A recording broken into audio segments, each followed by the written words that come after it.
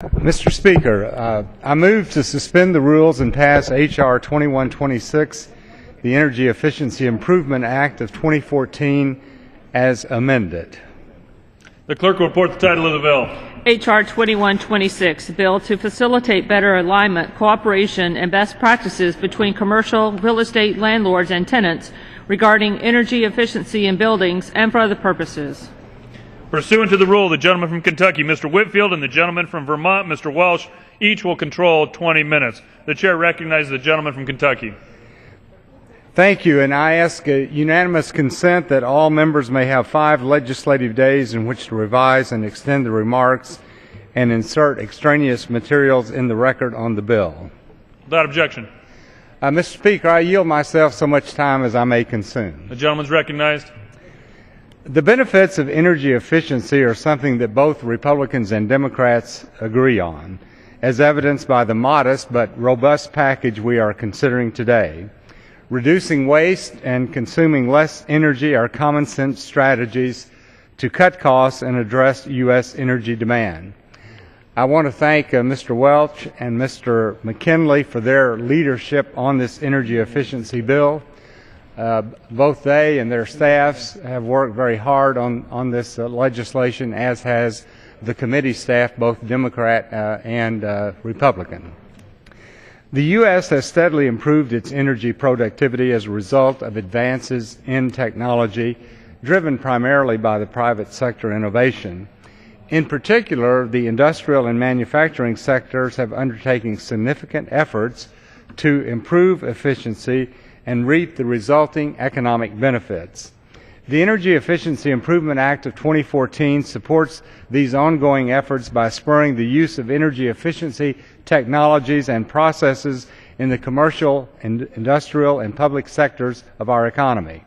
The legislation saves consumers money through lowered energy consumption, helps create jobs, makes our country more energy independent, and will produce associated environmental benefits. Critically, this bill will make the country's largest energy user, the federal government, more efficient, thereby saving taxpayer money. I'm delighted that we have this bill on the floor today, and I look forward to working with the members of the body to make sure that we pass this legislation, and I would urge their support, and I would retain the balance of my time. The gentleman reserves. The gentleman from Vermont is recognized. Mr. Speaker, I yield myself such time as I may consume. The gentleman is recognized. Thank you very much, Mr. Speaker. Chairman Upton, Chairman Whitfield, and Ranking Members Waxman and Rush, all of you for working with us to move this bipartisan legislation today. Mr. Whitfield, I want to particularly thank you for your leadership on the subcommittee. And thank you to my colleague David McKinley for partnering with me on this issue. Mr. McKinley has an extraordinary background as an engineer and small business owner, real practical knowledge that has been extremely helpful, and he's brought invaluable expertise to our committee, and I am grateful to him. This whole body should be grateful to him for his partnership. The bill today also includes some very good ideas advanced by other members of Congress, Representatives Eshoo, Rogers, Matheson, Latta, and Castor, and thank all of them for their leadership on this issue. And lastly, I want to thank House leaders, especially Majority Leader Cantor. He and his staff, Steve Stonebrace, have been enormously cooperative in dealing with some of the thorny problems that arise whenever there's a complicated piece of legislation to be considered. So thank you. Like Mr. Whitfield, I have long believed that energy efficiency is an area where we have common ground in what is too often a very divided Congress. And Mr. Whitfield, I thank you for focusing on that common ground. Why is it so good? Because saving energy does 3 things. It creates jobs. All of the energy efficiency labor is done by local folks who need work. Manufacturing jobs, because 90% of the materials used in energy efficiency are manufactured in this country. It saves money, and it improves the environment.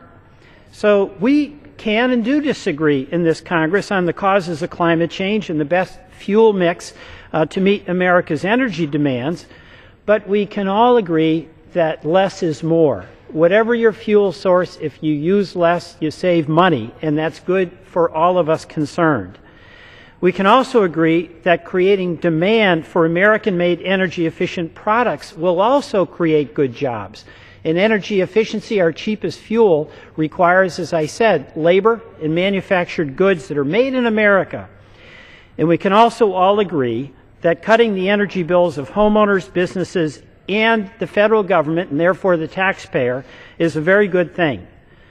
Mr. Speaker, Vermont, that I represent, has long been a leader in energy efficiency. And my home state was the first to set up what was called an energy efficiency utility. That utility, Efficiency Vermont, has done outstanding work for the past 20 years. Basically, what it acknowledges and understands is that a kilowatt saved is a cost avoided. Last year alone, Efficiency Vermont's work yielded a lifetime customer savings of $206 million for our small state in Vermont. The Energy Efficiency Improvement Act is an important first step in making America more energy efficient. It includes the Better Buildings Act, also known as Tenant Star, which will drive private sector innovation in energy efficiency. And by the way, again, Mr. Whitfield, I appreciate this. This is a public-private partnership. It's not a prescriptive arrangement. It requires good policy at the federal level with cooperation and opportunity seizing at the private level. Homes and buildings consume 40% of our energy in the United States. It's really huge. In commercial buildings, owners report that tenants consume up to 50% or more of the total energy output. And one of the challenges that faces our commercial building owners and developers has been the issue of split incentives. Building owners and renters are not always on the same page when it comes to energy performance. And part of the problem is that only one party is paying the energy bill. But the other part of the problem is that while we recognize energy efficient buildings through the Energy Star program, we have no similar recognition program for tenant spaces. Our bill creates a voluntary Tenant Star recognition program for separate spaces in commercial buildings. And when we combine Energy Star buildings with Tenant Star rentals, we can optimize energy efficiency and shorten payback periods. A good example of this synergy can be found in Energy Star certified Vermont Innovation Center located in Burlington, Vermont. The Vermont Energy Investment Corporation, or VEIC, has its office in that building. And VEIC took aggressive action to optimize the efficiency of its tenant space within the building. It converted the overhead fluorescent lighting to highly efficient LEDs and applied 6 inches of spray foam insulation to the exterior walls. Making these improvements in an Energy Star building optimized an already efficient tenant space, but VEIC expects to save nearly $11,000 a year in energy savings. Where I come from, that's real money. However, there's no recognition program for these improvements, and we don't know what else VEIC could be doing to increase energy savings. Under this bill, we'll study the best ways to optimize commercial tenant spaces and then recognize those spaces with a new Tenant Star label. And by combining energy-efficient tenant build-outs with Energy Star buildings, we'll double down on a successful program and optimize energy savings in commercial buildings. In addition to Tenant Star, this legislation includes 3 other important energy provisions. And again, I thank Mr. Whitfield for your leadership in allowing other good ideas to be part of this legislation. First, it's going to increase the energy efficiency of federal government data centers. They are huge energy consumers. Data centers use massive amounts of energy, and this legislation will finally begin to address the enormous federal energy bill for those facilities. Second, this bill addresses a serious regulatory problem involving large-scale water heaters. You know, and sometimes we have an argument back and forth about regulations. What I love about this bill, among other things, is we're fixing a problem. We're not just fighting about it. It's going to make needed changes to energy efficiency standards for large water heaters that are used in demand response programs. These water heaters act as residential energy storage devices and allow utilities to curb energy demand during peak hours. So we're giving some of our rural electric cooperatives tools they need to keep the cost down, energy demand down. And finally, the bill will disclose the amount of energy consumed in federally leased buildings and begin benchmarking these buildings.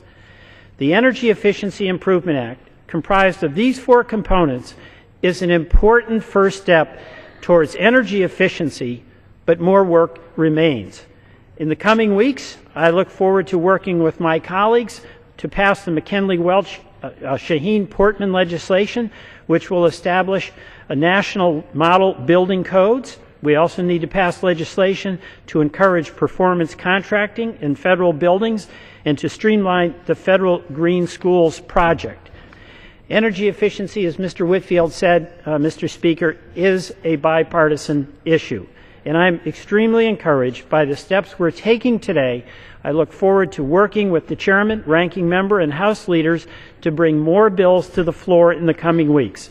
And I encourage my colleagues to support this legislation, and I reserve the balance of my time. Gentleman reserves. The gentleman from Kentucky is recognized. I want to thank the gentleman for his remarks, and also certainly want to thank Ms. Eshoo of California for the leadership she's had on this position, as well as our chairman of the full committee, Energy and Commerce Committee, Mr. Upton. At this time, I would yield Mr. Upton as much time as he may consume. The gentleman from Michigan is recognized. Well, thank you, Mr. Speaker. And today we do continue our pursuit of a true all-of-the-above energy policy as the House considers H.R. 2126, the Energy Efficiency Improvement Act. And I am very pleased that this bill combines 4 individual bipartisan proposals developed by members of the Energy and Commerce Committee. You know, energy efficiency measures are some of the simplest and most affordable methods to address U.S. energy demand and lower costs. But significant energy efficiency opportunities and challenges certainly remain. And this legislative package helps embrace these opportunities and meet many challenges to advance U.S. energy goals. Using a voluntary market-driven approach, this bipartisan legislation will help harness new technologies and support private sector innovation to develop more efficient ways of utilizing energy. H.R. 2126 also seeks to improve federal energy efficiency, a critical initiative given that the federal government is the nation's largest user of energy. Utilizing energy savings techniques can significantly reduce the amount of U.S. taxpayer dollars spent on federal energy costs. And Mr. Speaker, when it comes to energy, American energy, everything needs to be on the table. Coal, nuclear, natural gas, hydro, wind, solar, you name it. And yes, improving energy efficiency is an important part of the all-of-the-above equation. The passage of this important energy efficiency bill will help us as we continue to work together on a bipartisan basis in the coming months and years to tackle the many energy challenges facing the nation. We have a lot of work to do. You know, basically what this bill does is takes 4 individual bills that we had. One led by the really good work by Mr. Welch and Mr. McKinley to establish a tenant star program to voluntarily certify within Energy Star to promote energy efficiency. It takes a Whitfield bill on grid-enabled water heaters.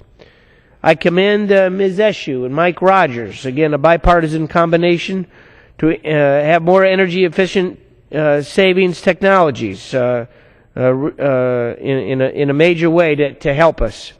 And it takes a Castor bill on energy information for commercial buildings. You know, together, many of us sat down with then the chairman of the Senate Energy Committee, Mr. Wyden, about a year ago on things that we could work on together. And we've proved it with this legislation. These bills had unanimous support within our committee. We worked together, and ultimately it's going to help the American consumer, the federal government, again, the largest user of electricity, and shows that we can get things done. So Mr. Welch, Ms. Eshoo, Mr. McKinley, Mr. Whitfield, what I like to call the good Mike Rogers, since we have two, but actually they're both pretty good. Mike Rogers from Michigan, Ms. Castor, but also Mr. Waxman's staff too. And I know that he wishes he was on the floor, but I mean, together we really did get this thing worked out in a way that the American public would be certainly very proud of. And I would hope, I know that we've lost Mr. Wyden, he's moved to another committee, but I would hope that a strong vote this afternoon would send a pretty good message to the Senate that in fact they can embrace these bills. I know the majority leader a week or two ago said something along the lines of wanted to pick a number of issues that we could work on together and get them out the way and get them to the president's desk. These are pretty good bills. And I'd like to think that the new leadership there in the Senate Energy Committee could simply move these bills from the desk once we pass them and get them to the president's desk in an expeditious way.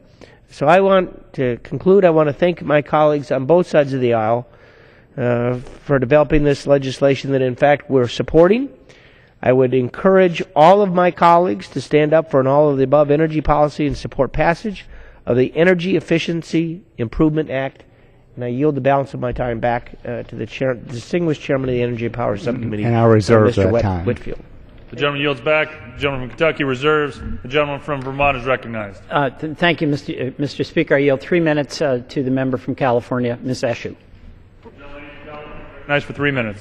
Thank you, Mr. Speaker, and I thank the gentleman for yielding, my friend and my colleague, and I thank him for the work that he's done, as well as Mr. Whitfield, our staffs on both sides of the aisle, Mr. McKinley, Ms. Castor. It feels good to come to the floor to speak to a package of bills that are bipartisan, that are really going to produce something for our country and help move us forward. So I'm proud to rise today in support of the package of these 4 bipartisan energy efficiency bills because they are going to save taxpayer dollars. Very important. They're going to save money for us as well. Title III of this legislation holds a bill that I authored with Congressman Mike Rogers of Michigan to make the federal government's IT and data centers more energy efficient. We've been on this for a long time. By requiring federal agencies to utilize the best technologies and energy management strategies, our legislation will reduce the federal government's energy use, save taxpayer dollars, and set the standard, very importantly, for the private sector. While we now routinely hear a lot about data centers, actually that was not the case when we started out examining this issue a decade ago. Back then, I had to explain to colleagues what a data center was. Today, just about everybody understands that data centers are a critical part of our national infrastructure and are found in nearly every sector of our economy. In 2005, I authored language in the Energy Policy Act that mandated that the EPA create a study relative to energy use and energy costs of data centers.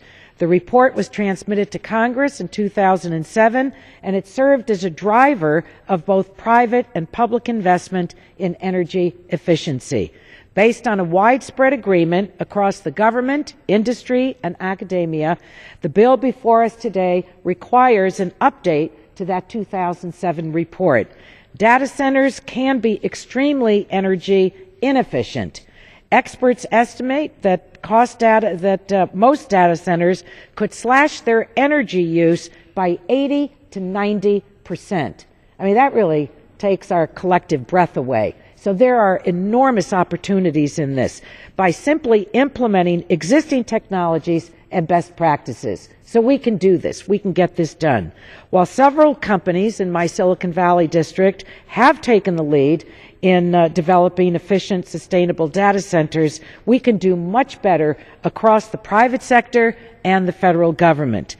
The federal government is the nation's largest landowner, employer. May I have one more minute? Yes. Additional minute. The gentleman is recognized for 1 minute. I thank the gentleman. The federal government is the nation's largest landowner, largest employer, and largest energy user. And so we should lead by example in improving the energy efficiency of our own data centers within the federal government. So the bill that Mr. Rogers and I have embedded in this package requires federal agencies to do some really rather simple things that are going to lead to terrific outcomes. They need to develop plans to use more energy efficient technologies and best practices and require periodic evaluation of federal data centers for energy efficiency. I want to thank Chairman Upton, Ranking Member Waxman, the staffs from both sides of the aisle, the members that are part of the legislation that's part of this bipartisan package. And I also want to salute Paul Beck, who serves on my staff in my office, who has really been the wind beneath the sails of this bill. He has lived and breathed efficiency in data centers day in and day out. So with that, Mr. Speaker, I yield the balance of my time. Expired. The gentleman from Kentucky is recognized. At this time, it's my pleasure to yield to the gentleman from West Virginia, Mr. McKinley, who is the author of Title I of this legislation, a period of 4 minutes. The gentleman from West Virginia is recognized for 4 minutes. Thank you, Mr. Speaker. Mr. Whitfield. I rise today in support of H.R. 2126. While there are many differing views in Congress, there is one common ground, and that is energy efficiency. Finding ways to use energy more efficiently is simply common sense. This legislation will provide this country with a market-driven, voluntary, best practice approach to reduce energy consumption. It's an area where Republicans and Democrats can work together efficiently. That's why Peter Welch and I have developed a wonderful working relationship and developed an issue on energy that crosses this and other pieces of legislation. As one of just 2 engineers in Congress, and having spent nearly 50 years in the construction industry, I understand what steps we need to take to make our buildings more efficient. That's why we brought together a broad coalition of support for this legislation, supported by everyone from manufacturers, restaurants, contractors, labor, environmental groups. Even the gaming industry is supporting this legislation. It's estimated to lower energy costs by over $2 billion and result in reduced carbon emissions by nearly 12 million tons. It helps move our nation closer to energy independence. I'd like to thank Chairman Upton and Ranking Member Waxman for allowing his bipartisan bill to come to the floor, for Congressman Whitfield for helping out on all the legislation, as well as Mr. Welch. Engineers know how to make buildings operate more efficiently.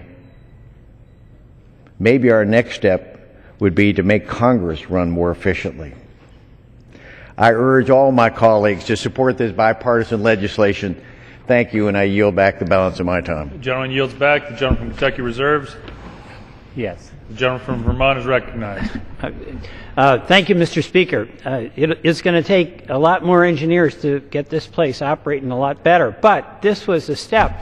Mr. Whitfield wasn't here when I was bragging on him, Mr. Speaker. He's got that practical knowledge from his years of experience in construction and that engineering background. But, you know, here's the other thing. There is a big debate about carbon emissions. I happen to be someone who thinks it's a very, very serious problem. But if we, even under the Waxman-Markey bill, which passed the House and then did not pass the Senate, with a goal of a reduction of 80% of carbon emissions by 2050, 40% were going to be achieved through energy efficiency. So this is a really big deal. And there are questions about a lot of things on energy policy, but where we do have this common ground with significant leadership on both sides of the aisle, that energy efficiency is an approach that really makes sense, then we can and should do it. So I'm very grateful to all concerned in pulling together to take the first really solid step towards embracing an energy efficiency agenda as part of an all-of-the-above strategy on energy. And I yield, you want 2 minutes? Sure. I yield 2 minutes to the gentleman from Connecticut, Mr. Himes. The gentleman from Connecticut is recognized for 2 minutes. Thank you, Mr. Speaker. And I rise briefly just to salute the leadership of Representative McKinley and my good friend from Vermont, Peter Welch, for a bill which does some spectacular things. Specifically, it really enshrines the idea that the cheapest and cleanest energy that we have is that energy which we conserve and don't use, that we make available for the future. This, and I draw on my history now of building affordable housing in a green fashion, is a real win-win. It means that people are paying lower utility bills if they employ the methods that will be encouraged by this bill. It means that we're putting less carbon in the atmosphere, and this coming from somebody recently down from Connecticut, where we have experienced in the last several years climate problems unlike any that we've ever seen, and of course we're doing the right thing by the future. This is also in a challenging time for this chamber, a remarkable example of Democrats and Republicans working together to achieve something that will benefit not just the people in this chamber, but will benefit the country and future generations. This is something we should build on. There is so much more we can do with respect to reconfiguring our economy and our industry and our residences so that they are clean and driven by cheap, sustainable American energy. So, Mr. Speaker, I close now, just as I opened, by thanking Representative McKinley and Representative Welch for their tremendous leadership and say that very much look forward to supporting this bill later on today. Yield back the balance of my time. The gentleman yields back. The gentleman from Vermont reserves. The gentleman from Kentucky is recognized. Mr. Speaker, we do not have any more speakers, so I would reserve the balance of my time if the gentleman wants to proceed. The gentleman reserves. The gentleman from Vermont is recognized. How much time do we have? The gentleman has 4.5 minutes remaining. Well, I'll just close briefly. I don't believe we have any other speakers. Again, there's two things here. One is the wisdom of an energy efficiency policy. Less is more. And whether you're consuming oil or solar, if you use less, you're going to save money. It's good for the bottom line. Second, any energy efficiency means that we are going to keep in the ground for further or future use any other fuels that we may need down the road. Third, any energy efficiency requires implementation of energy efficiency retrofits. That's local labor, good jobs, and the use of locally manufactured products. And then fourth, energy efficiency means that we do not have to build more generating capacity in order to generate. That saves money. And fifth, what it does is it cuts down on carbon emissions. It's all a really good thing. Then finally, several speakers have referred to Congress, and we all know we've had our challenges here, and it's a function to some extent of real debates among the American people that we reflect. To some extent, we can't get out of our own way sometimes with some of our rules. But what we know is that at the end of the day, this institution has to be a problem-solving institution that works for the American people. And what we've done here, with Mr. Upton and Mr. Whitfield being the leaders with the responsible positions, is focused on areas where we agree. And they're meaningful areas. We just haven't split, it's not a split the difference type of a deal. Where we've just shaved so much off that it really is not significant. What we've done is put aside areas where we have real disagreement and haven't reached consensus, and then double down on that area of efficiency where there is common ground. We've taken good ideas, whether they've been offered by a Republican or a Democrat, and we've kept disciplined to have this legislation be about efficiency and a policy that's going to work for the American people. And we haven't turned it either side into a political Christmas tree that allows us to make some extraneous points. And my view, I think we need to do more of that. I was very heartened in Congress when we had a budget agreement that was reached with the leadership of Paul Ryan in the House and Senator Murray in the Senate. I was happy we had an appropriations bill that did reflect a lot of give and take on both sides. And I was very pleased we had a farm bill. Again, lots of things to debate in that farm bill, but we need a 5-year farm bill for the people. And now in energy, we finally passed something that both sides can legitimately be proud of because it's real policy, it's important policy that's going to be beneficial to the bottom line, to the American people. I yield back the balance of my time. The gentleman yields back. The gentleman from Kentucky is recognized. Well, I would like to add on the words of the gentleman from Vermont. First of all, once again, just to say how much we enjoyed working with him and the others on this important legislation. We do firmly believe that the American people will benefit from this. We all recognize that energy is one of the components that goes a long way in determining how competitive America can be in the global marketplace. And anytime you can improve efficiency, you improve that competitiveness. So I would urge all of our members to support H.R. 2126, the Energy Efficiency Improvement Act of 2014, and I would yield back the balance of my time. Gentleman yields back. The question is, will the House suspend the rules and pass the bill H.R. 2126 as amended? Those in favor say aye. Those opposed, no. In the opinion of the chair, two-thirds being in the affirmative. Mr. Speaker, on this I request a recorded vote. Is the gentleman asking for the yeas and nays? Yeas and nays, yes. The yeas and nays are requested. All those in favor of taking this vote by the yeas and nays will rise and remain standing until counted. A sufficient number having risen, the yeas and nays are ordered. Pursuant to Clause 8 of Rule 20, further proceedings on this motion will be postponed.